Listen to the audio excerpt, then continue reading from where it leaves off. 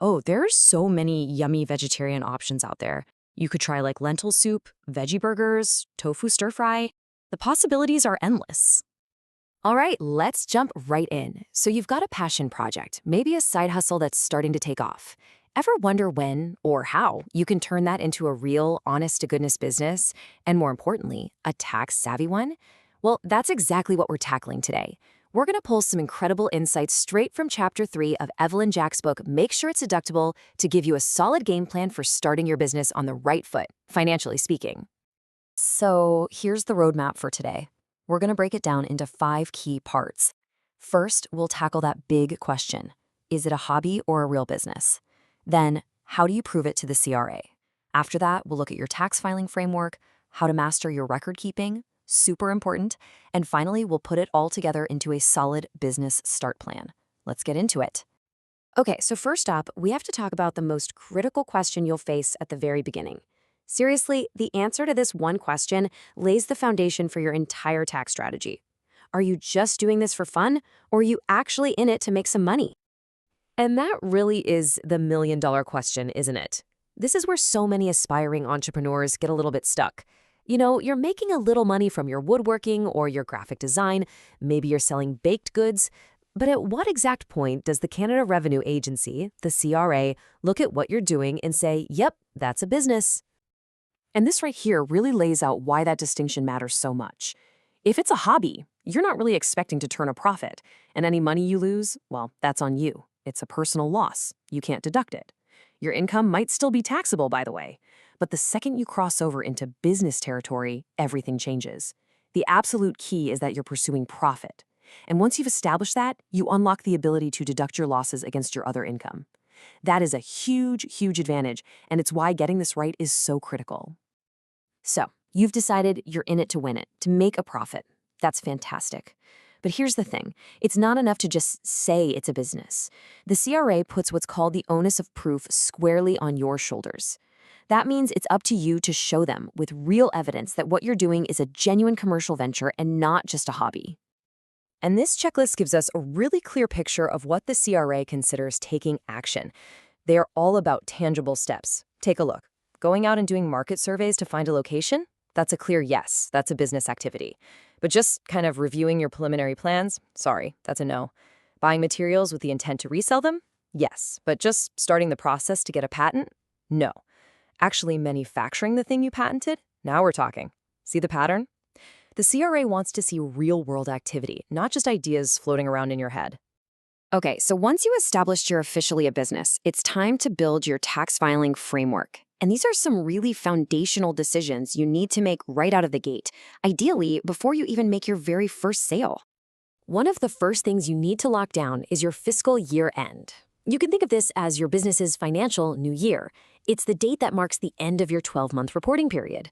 Now, the rules are pretty different depending on your structure. If you're an unincorporated business, like a sole proprietorship, you don't get a choice. Your year-end has to be December 31st.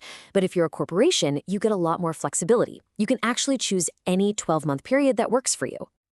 All right, next up is a big one, choosing your accounting method. You've basically got 2 options. There's the cash method, which is really simple. You report income only when you actually receive the money, and you deduct expenses when you actually pay for them. But this method is pretty restricted. It's mainly for farmers, fishers, and commissioned salespeople. Most businesses, and definitely any business with a GST/HST account, have to use the accrual method. With this one, you report income when you earn it, so when you issue the invoice, not when the cash hits your account. And you deduct expenses when you incur them, even if you haven't paid the bill yet. Okay, let's move on to what is arguably the most important habit you need to build for a tax-efficient business. I'm talking about mastering your record keeping. Because listen, without proper records, all that hard work setting up your business can go right down the drain. The CRA can and absolutely will disallow your legitimate expenses if you don't have the paper trail to back them up. And when the CRA says keep records, they're not kidding around. They expect you to keep just about everything. We're talking accounts, agreements, your appointment logs, books of accounts, invoices, letters, vouchers, the whole shebang. The good news? Electronic records are totally fine, as long as they're legible. The key takeaway here is to have a system, be organized, and make sure you can pull up a document if they ever ask for it. And to make this less abstract, let's look at a perfect concrete example, an auto log. If you use your vehicle for your business, keeping a detailed log like this isn't just a nice thing to do. It's mandatory if you want to claim those expenses. And you can see how straightforward it is. You just need to track the date, the kilometers driven, your destination, and the business purpose of the trip. This is exactly the kind of detailed, consistent record keeping that will make your deductions bulletproof. Okay, so we've covered the what and the why. Let's wrap things up by putting it all together into your master blueprint for success. This is the Business Start Plan.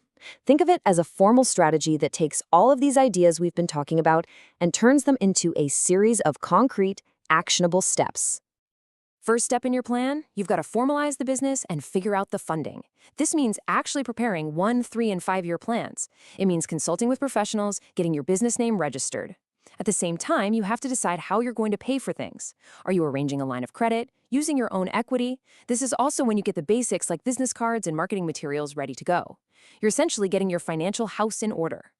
Okay, next up in your plan, how are you going to pay yourself and any family members involved? You need to decide how you, the owner, will be compensated. Will it be through a draw, a formal salary, maybe a bonus or dividends? And if you're planning on income splitting by paying family members, you need to do it by the book. That means establishing clear job descriptions, keeping track of their hours, and actually writing up employment contracts. And a truly great business plan always looks to the future. So step 3 is all about planning for growth and, well, the unexpected. This is where you document your operating procedures, how you handle marketing, product distribution, quality control. But it's also about the bigger picture. Things like establishing family succession plans and getting a current valuation of what your business is actually worth. You're not just thinking about tomorrow, you're thinking about years from now. And this brings us to the final and maybe the most thought-provoking point from the Business Start Plan, and it's a bit of a dramatic one. Plan for your demise. Now, I know that sounds intense, but it's actually incredibly savvy advice. It's all about thinking ahead. What taxes will eventually be due? Is there a plan in place, maybe using life insurance or a trust, to make sure the business can continue without a hitch? It's the ultimate long-term thinking. So the real question it leaves us with is, what's your plan, not just for success, but for making sure your business has a future beyond you?